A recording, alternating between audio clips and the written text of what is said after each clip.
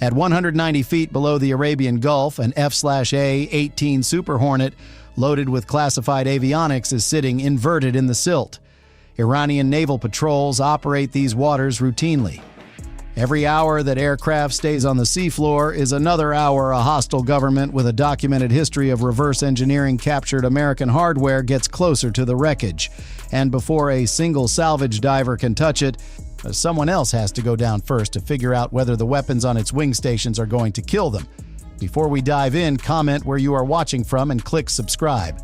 The Super Hornet had gone down during a combat sortie over the Arabian Gulf. The crew ejected safely. The aircraft did not. It hit the water at speed, sank 190 feet, rolled inverted on impact, and partially buried itself in the seafloor silt. The weapons loaded on its hardpoints had just survived a high-speed ocean impact, followed by a 190-foot plunge. Impact forces do unpredictable things to ordnance. Fuses can partially arm. Rocket motor casings can crack. Warhead housings can deform in ways that fundamentally alter their sensitivity to heat, shock, and pressure. Before any recovery diver could approach the airframe, Explosive Ordnance Disposal technicians had to descend first and render every weapon on the aircraft safe. They're working in near-zero visibility, partly by touch, on an airframe crumpled beyond recognition. The EOD divers identified each wing station, checked arming pins, inspected safety mechanisms, and assessed fuse condition one hardpoint at a time. Every weapon status was documented because the ordnance condition also tells investigators exactly how the aircraft hit the water, the angle, the speed, the forces the airframe absorbed at impact. Only after every hardpoint was cleared did the green light go to the salvage team. Every hour that process took was another hour Iranian patrol boats had to get curious about the crane ship sitting stationary on the surface. Now the salvage divers could actually touch the wreckage. But touching an aircraft and recovering it from the seafloor are entirely different problems, and at 190 feet, the human body becomes part of the equation in ways that have nothing to do with the aircraft. Nitrogen narcosis sets in at this depth, and it does not announce itself clearly. It creeps. It dulls judgment incrementally, thickens coordination inside the gloves, and generates a slow, convincing feeling that everything is fine when it is not. Divers describe it as being administered anesthesia gradually while someone hands you a wrench and asks you to do precision work. The precision work in this case was threading steel shackles through a crumpled wing spar in water so murky the diver cannot see clearly past arm's length. On top of the narcosis, every minute on the bottom accumulates decompression obligation. Nitrogen saturates tissues under pressure. A rushed ascent allows that nitrogen to form bubbles in joints, the spinal cord, and the brain. The mild outcome is hours in a hyperbaric chamber. The serious outcome is paralysis. The worst outcome does not require elaboration. Dive teams rotated in tight windows, one pair working the wreckage, one pair making mandatory decompression stops on the ascent line, one pair on the surface gearing up. Every useful minute on the bottom cost minutes of controlled decompression on the way back up.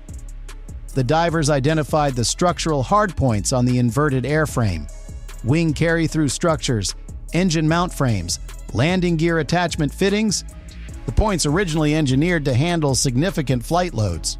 Working in near-zero visibility, they threaded slings and heavy shackles around these locations and connected lift wires to a central pickup point for the crane hook. The instinct to wrap the whole wreckage in cargo netting and winch it up is understandable and wrong. A crumpled fighter has jagged, torn edges, structural members projecting at random angles, and aluminum skin panels that will peel under tension. Netting catches on all of it, bunches, and concentrates force exactly where the airframe is already weakest. One panel tears loose mid-lift, and the classified avionics module it was protecting makes a solo trip back to the seafloor. Rigging to known hardpoints gives the salvage team precise control over where every pound of force is applied. They needed to get it right the first time. Because a crane ship sitting stationary over a crash site in the Arabian Gulf attracts attention that the mission could not afford. With the lines secured and the crane ship positioned overhead, The operator took up the strain gradually and ran immediately into two simultaneous physics problems. The first was vessel motion. The crane ship was rolling and heaving on the surface, while the load sat static on the bottom. Each wave pulsed force through the cables, potentially doubling or tripling the instantaneous load for fractions of a second. The second problem was suction. A heavy object resting on silty seafloor creates a vacuum effect against the bottom. The breakout force needed simply to unstick the wreckage from the silt can exceed the object's actual weight by a significant margin. And the instant it breaks free, the load lightens suddenly. The crane has to compensate immediately, or the freed weight swings and fouls the rigging. The Super Hornet rose through 190 feet of Arabian Gulf, streaming water. Then it hit the surface and got heavier. Underwater, the airframe had buoyancy assistance. The instant it cleared the waterline, the crane took the full dead weight of a crumpled aircraft. The jet was guided onto wooden pallets on deck. What landed was roughly half an aircraft. The airframe had broken apart, either on initial water impact or during the lift. Classified avionics modules, weapons system components, and structural fragments were still scattered across the Gulf floor. The clean single lift had become a scavenger hunt, conducted in waters actively patrolled by a government with a documented track record of recovering and reverse engineering American military hardware. Iran had already built entire drone programs from captured United States equipment. Every fragment left on that seafloor was a potential intelligence asset for a government that would work meticulously to understand it. And the debris sweep took far longer than the primary lift. When it was complete, investigators had the engine failure data, the structural evidence, and the confidence that hostile hands had not arrived first. One recovered aircraft, even in pieces, fed maintenance and failure data back to every Super Hornet flying combat sorties off every carrier in the fleet. The Arabian Gulf recovery was brutal. The depth was survivable. The bottom was accessible. Human hands could do the work. So take all three of those conditions away, double the depth, and put the only evidence that could shut down a negligent airline inside 60,000 pounds of crumpled fuselage sitting on a shelf above the deep Pacific, and the problem becomes something else entirely. At 1:45 a.m. on July 2, 2021, Hawaii time, Transair Flight 810 lifted off from Honolulu, a Boeing 737-200 cargo freighter. 2 pilots, no passengers. Captain Henry Okai, 58 years old. First Officer Gregory Ryan. The aircraft was 46 years old. The right engine was 53, built in 1968. Seconds after liftoff, a thud reverberated through the airframe, followed by vibration and a long, sickening surge of noise. The right engine's high-pressure turbine had shed 2 blades. Decades of operating in Hawaii's salt, humid environment had corroded the load-bearing cross-sections until they could no longer handle the stress of full-power takeoff. Then it got worse. Captain Okai misidentified which engine was failing. He fed power to the damaged right engine and did not increase thrust on the functional left. Within minutes, both pilots believed neither engine was producing usable power. Low altitude, open ocean, total darkness.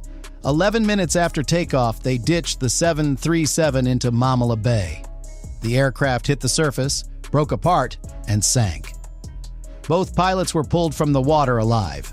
The question that would keep investigators awake was not whether mistakes had been made in the cockpit. It was whether anyone had given those pilots a fair chance to begin with.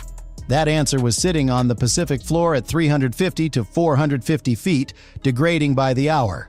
The Pratt & Whitney JT-8D engines that failed on Flight 810 were still flying on cargo aircraft across the Pacific. If those corroded blades represented a failure pattern common to every JT-8D operating in tropical environments, every day the wreckage remained unstudied was another day an identical engine could shed the same blades on another departure. The NTSB deployed immediately. The recovery required the Bold Horizon, a research vessel carrying a work-class remotely operated vehicle built for depths where human divers physically cannot function. At 400 feet, nitrogen narcosis does not impair a diver. It renders them completely non-functional. Saturation diving can technically reach this depth, but it requires living inside a pressurized chamber, breathing helium-oxygen mixtures, and spending days decompressing after every work cycle. For a recovery operation spanning weeks and dozens of individual lifts, the answer was not saturation divers. It was a robot that does not get narcotics, does not accumulate decompression obligation, and does not care that the water pressure at 400 feet would crush a car flat. What it required was a skilled pilot on the joystick at the surface. Bold Horizon first towed side-scan sonar across the debris field. A torpedo-shaped sensor gliding above the seafloor, emitting fan-shaped sound pulses across wide swaths. When those pulses hit wreckage, the returns paint acoustic shapes on the operator's screen, bright objects throwing dark shadows behind them. Shadow size indicates object height. Shape suggests what the object is. A long cylindrical return with mounting structures. An engine. A broad angular shape with internal voids. A fuselage section. By the time the mapping passes were complete, the team had a complete acoustic chart of every piece of the 737 and the sequence in which they would bring it up. Both engines came first. They were the primary evidence. The ROV descended 400 feet and the surface team got their first look at the debris field through its cameras. The 737 was in two major sections, forward fuselage separated from aft on water impact. Both JT-8D engines still attached to wing stubs. The ROV pilot positioned alongside the right engine and began threading a pre-staged steel cable through the engine mounting structures using two hydraulic manipulator arms and a camera feed from 400 feet above. There is no depth perception from a single camera lens. None. Every movement is a distance and angle judgment made from a flat video image on a monitor aboard a rolling ship. If the cable slips off a corroded mount point, the pilot repositions the entire vehicle and begins again. Both engines and the nose gear were rigged, lifted, and ashore by October 17th, 5 days from departure.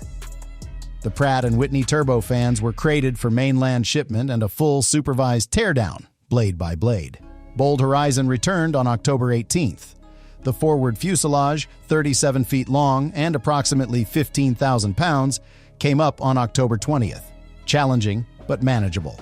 And then came the problem that Boeing engineers had been aboard specifically to solve. The aft fuselage, 63 feet long, empty weight 48,500 pounds, not empty.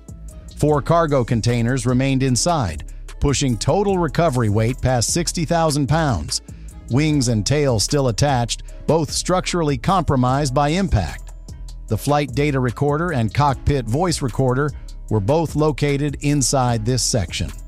If it broke apart during the lift and those recorders dropped off the shelf into deeper water, the investigation would lose the only evidence that could reconstruct what the crew actually did in those final 11 minutes. The instinct to simply send the ROV down, extract the recorders, and leave the fuselage was understandable. It was also not executable.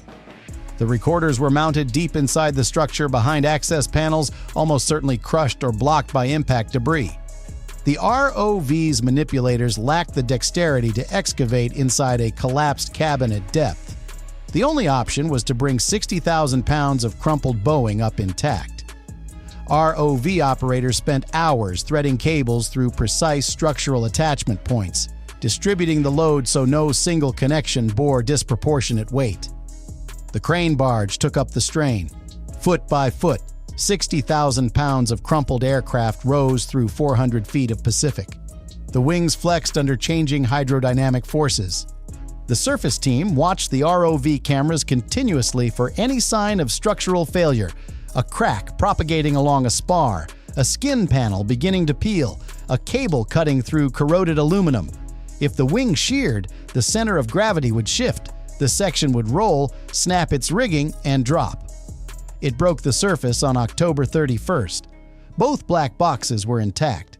The investigation that followed did not simply solve one accident. The physical evidence confirmed a pattern that went far beyond the failure of 2 turbine blades on one aging engine.